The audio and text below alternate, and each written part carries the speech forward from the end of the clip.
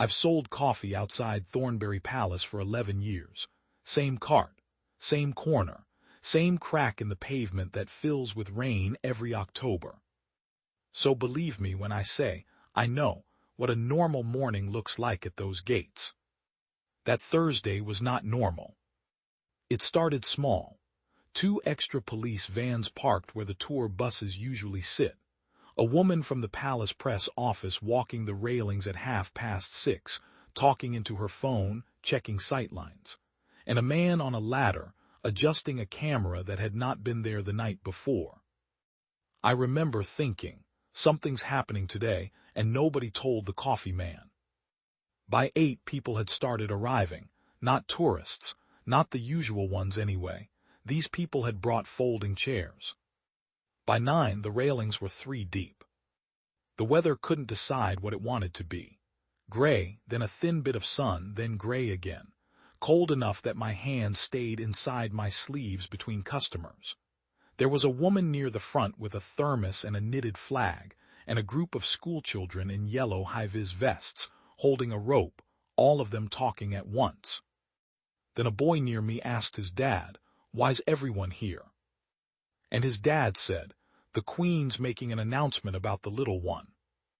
The little one, that's what people called her, Princess Elowen, 9 years old. Second in the family, first in everyone's heart, the way it usually goes with the ones who aren't going to be crowned. Her grandmother had died 14 months before, Queen Marigold, and I want to tell you something about that woman because it matters later. She used to walk, actually walk, out through the side gate, no fuss, just 2 protection officers and a headscarf. She bought a coffee off me once, paid with a proper coin and told me it was too hot. When she died, people left flowers along my corner for 6 weeks. I moved the cart. Nobody complained. So that Thursday, when the announcement came, it landed heavier than anyone in that palace probably expected. Queen Consort Isolde came out onto the balcony at 11. Slate blue coat, no hat.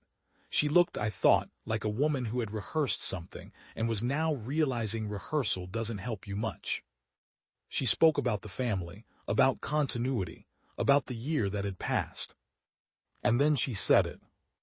That with the king's blessing, Princess Elowen would from that day carry the title Duchess of Caerwyn.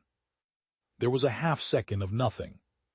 Because Caerwyn wasn't just a place. Caerwyn was where Queen Marigold was born. It was her title before she married. Nobody had used it since the day she stopped being it. And then the sound came. Not a cheer exactly, something rougher and warmer than a cheer. The woman with the thermos put her hand over her mouth. An old man 2 feet from my cart said, very quietly, "Well, good." I looked up at the balcony, and I saw the little girl standing beside the Queen Consort, in a green coat, holding a folded piece of paper in both hands like it might blow away. She looked terrified. 9 years old, and about 4,000 people were making a noise at her. Here's the thing nobody tells you about crowds. They don't turn all at once. They turn in a corner first. A little knot of it goes wrong, and it spreads outward like a stain on a shirt. The corner that went wrong was maybe 12 feet from my cart. He'd been there a while, this man. Late 40s, wax jacket, one of those rolled-up placards under his arm that people carry when they haven't decided yet whether they're brave enough to unroll it. I'd clocked him because he hadn't bought anything and he hadn't taken a single photo. When the announcement ended, he unrolled it. I won't repeat what it said. Some of it was about money. Some of it was about the Queen Consort personally, and it was ugly, and it was the sort of ugly that doesn't get less ugly when you argue with it. Fine, people have opinions. He had a right to stand there with his sign. But then he started shouting, and he wasn't shouting at the balcony. He was shouting at the child. Something about her name. Something about her grandmother turning in the ground. He said it twice, and the second time he said it louder, right up against the railing, cupping his hand round his mouth so it would carry. The schoolchildren in the yellow vests went quiet.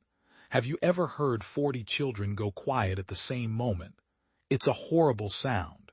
It's the sound of them understanding something they're too young for. I saw the little girl's head turn. She'd heard it. On that balcony, over all that noise, she'd heard it, and her chin did the thing a child's chin does about 2 seconds before the rest of them gives way. And on the ground, standing at his post beside the inner gate, was a guardsman. I'd seen him 100 times. I knew his shape before I knew his face, tall, narrow, that particular stillness they train into them. Bearskin, rifle, eyes forward. They don't move. That's the whole thing. That's what the tourists come to see.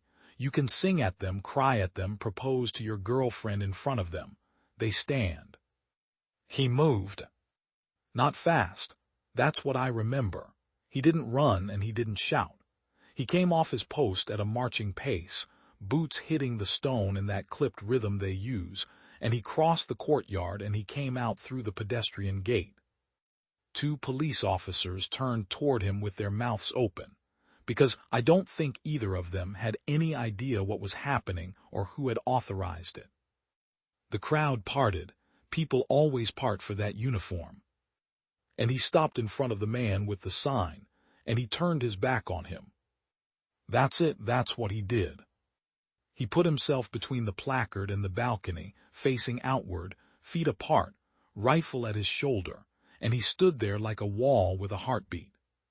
Blocking the sign, blocking the sightline, so that if a 9-year-old girl looked down, all she would see was a red tunic and a straight back. I've thought about those next 40 seconds more than I've thought about most years of my life.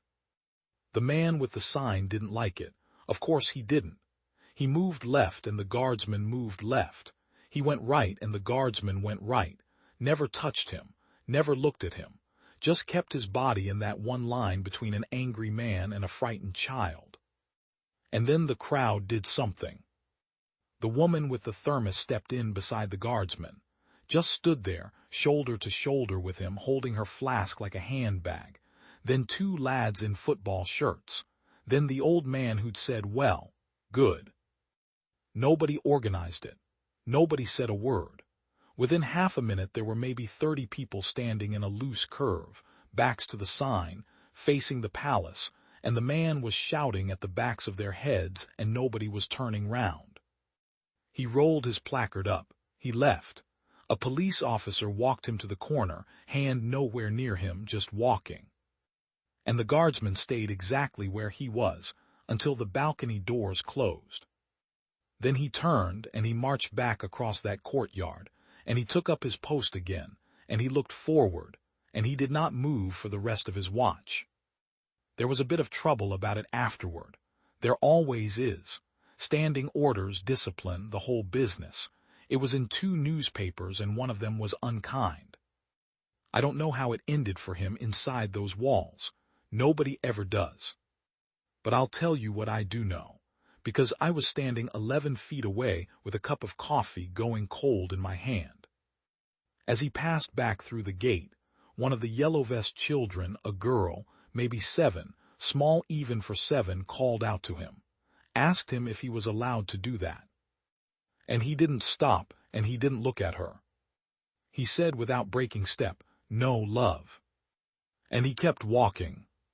2 words and he kept walking. They still call her the Duchess of Caerwyn. She's older now.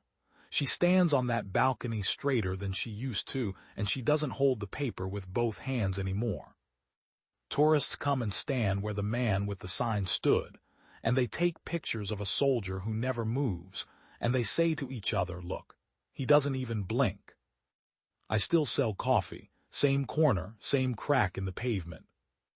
And every single time somebody tells me those guards are just statues in silly hats, I think about a red tunic turning its back on the whole world, so a scared child wouldn't have to read what a grown man had written about her grandmother. They don't move, people say. They do once when it counts.